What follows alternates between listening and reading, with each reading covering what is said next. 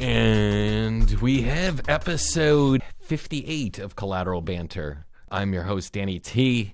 This is a podcast that I try to record weekly on what is going on current events, political issues, capitalism, democracy, and anything else that comes to my mind. Oh, and Baudrillard, of course. So today I'm going to do a quick recap of where the primary is. I'm recording on March 10th. And today is another major voting day in the United States. We have the states of Michigan, Washington, Missouri, Mississippi, Idaho, and North Dakota voting for the Democrats today. They should be coming in tonight. However, what I really want to tell people is, although there is a primary going on right now, it is pretty much over, I think, in terms of the numbers. If you look at the polls out today, Biden seems to be ahead of Bernie Sanders in many states that are voting today. I think Biden is likely to have a good night, but of course, anything can happen. But if you believe the polls, if Biden wins most of the states, if he wins 4 or 5 states tonight, I think it's over. Just because in the remaining states, by the time all the votes are counted, Biden's likely to have more votes than Bernie Sanders, unless something drastic happens. I'm not excited by this. If anybody's been listening to my podcast, that they chose Joe Biden, a person who has struggled mightily on the debate stage. He can't complete a sentence to save his life. I mean, he has struggled to make sense, and then he cuts himself off. He is not a very good campaigner at all, and hasn't been for a very long time. He has run for the president in previous years, and he has never won a primary until this year. He's not a very good campaigner, but he has now solidified the support, I would think, of a large number of the Democratic Party. And I just think it's an uphill battle for Bernie Sanders to win. It's possible that Bernie Sanders could capture the primary, but it would require Joe Biden making some major errors or some major disclosure that could take down the Biden nomination, because it seems like Biden's going to win the Democratic primary this year. That's my guess. You know, people are like, anything could happen, but if you were a betting person, you would bet that Joe Biden is going to win the nomination. Look, I mean, people have been talking about young people voting, those under 30 haven't been coming out in the numbers that I think Bernie Sanders expected, and voting skews towards older people. A lot of older people vote in large numbers. You know, if people can't get excited about Bernie Sanders coming out, I don't know what that says about this country's democracy. It's kind of a scary indictment, because people aren't engaged. If you're 28 and you're not engaged politically, coming out to vote, that's a problem. You know, I can see that Biden's not going to excite you out to vote, but you had Elizabeth Warren, you had Bernie Sanders. Elizabeth Warren's endorsement of Bernie could help Bernie, but I'm not sure that's even enough, to be entirely honest and frank. And on another episode, I'm sure I'll dissect once I look at who's voting for Biden and who's voting for Bernie Sanders. I don't want to in this episode, but right now the vote is Biden has secured 670 delegates and Bernie Sanders has 573, and Tulsi Gabbard has 2. Now, the reason why I am feeling like Joe Biden is going to win this nomination is, right now it is unlikely that any of those nominees will get to 1,991, which would secure them the nomination, which means the voting's likely to go to a second ballot.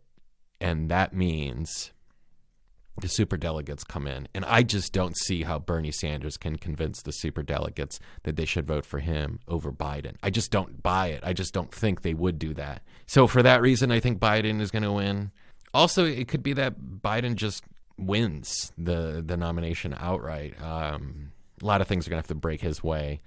And it's tough to obviously predict. It's interesting how the media likes to say that Bernie Sanders needs to win Michigan. No, he doesn't. He needs to do really well in Michigan, okay? If he loses by 20 points in Michigan, be in trouble. I don't see him doing that. You know, in the polls that Bernie Sanders was down in Michigan 4 years ago against Hillary Clinton was true. And in the end, he won Michigan. So polls can be wrong. But the way things are headed right now, the Democrats seem to be unifying around Joe Biden. There's a lot of reasons for that. I think one part of it is it's the Democrats longing for Obama. They associate the Obama administration with Biden, and I think Bernie tried to capture that in recent commercials where he's touting Obama's praise of Bernie Sanders and things like that. So I don't know who can win this nomination. You know, the scary part about Biden, if I can just mention this, is that he's not a very good campaigner, but maybe he'd be a good administrator of the federal government. Okay, we'll just concede those 2 points for a second.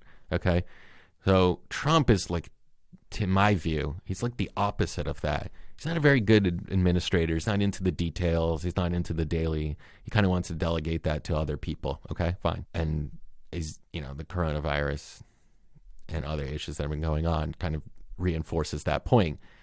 But there is one thing Trump does really well, and I don't think a lot of people on the left believe it. And that's the scary part, is that Trump is good at campaigning. He can suck out the oxygen. He can capture the news cycle by making ridiculous statements and people just endlessly talking about it. And I've tried to avoid talking about all of those issues, talking about that in my podcast. But Trump is a campaigner at heart. I think that's what if I had to guess, that's what probably he loves doing.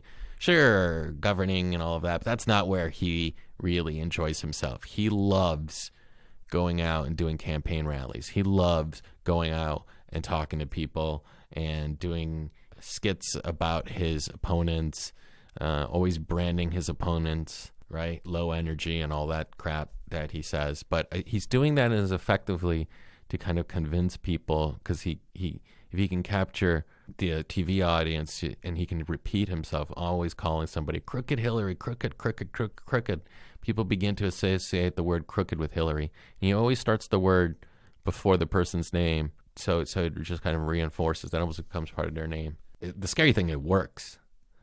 And I think it convinces a lot of people that it works.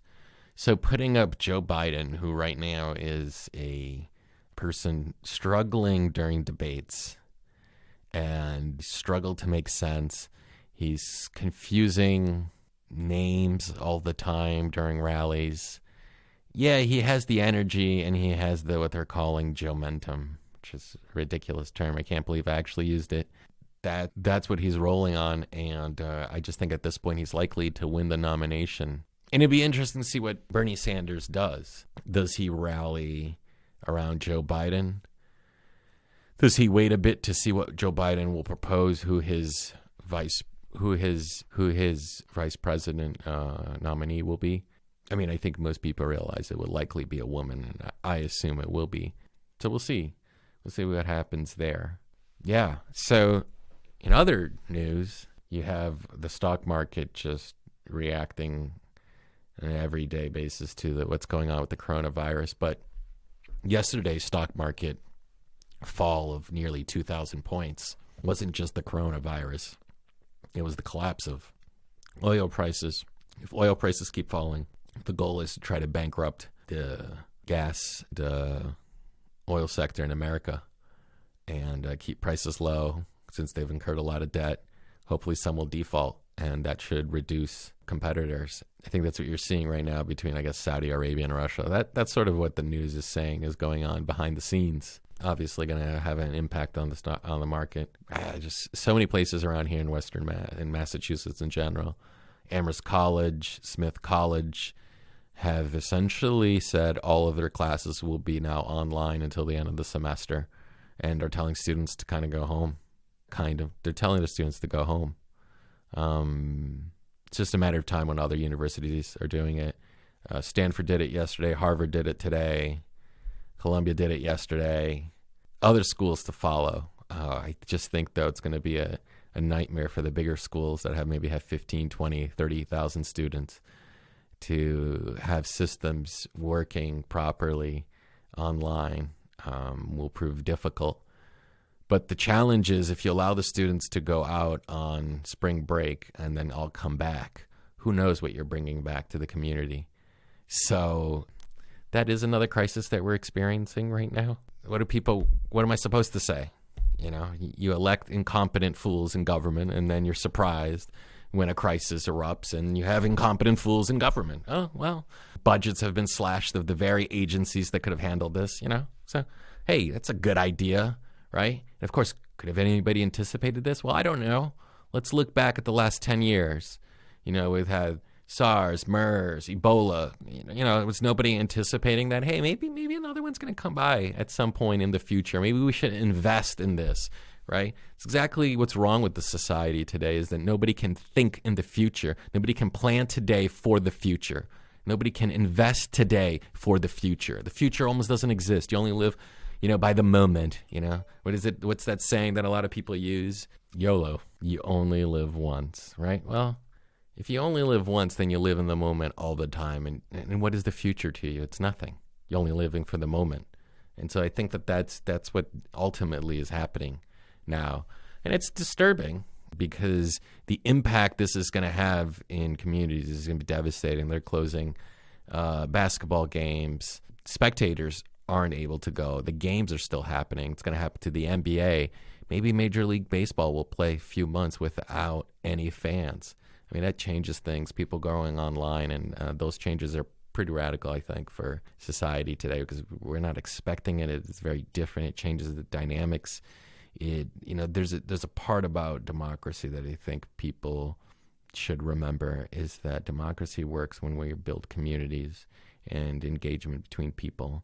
And I think isolating yourself and communicating and trying to build communities online by going to class and watching games, but you're only doing it from your home, I think it's just devastating.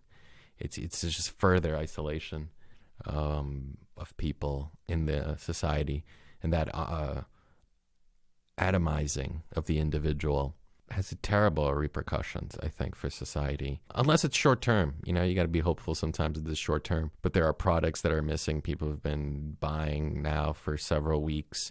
Masks and all of these things, and it's like, just wash your hands. You don't need masks unless you're sick. Wear gloves, protect your hands, because it goes from your hands into your eye or your nose, your ear, whatever. They're touching their face, and that seems to be the main precaution that people should remember, is that you can protect yourself by washing your hands. All right, well, I won't talk too much longer because I want to post this tonight before the votes come in, but it's probably going to drop around 8, 9 o'clock at night. So that is Collateral Banter, episode 58.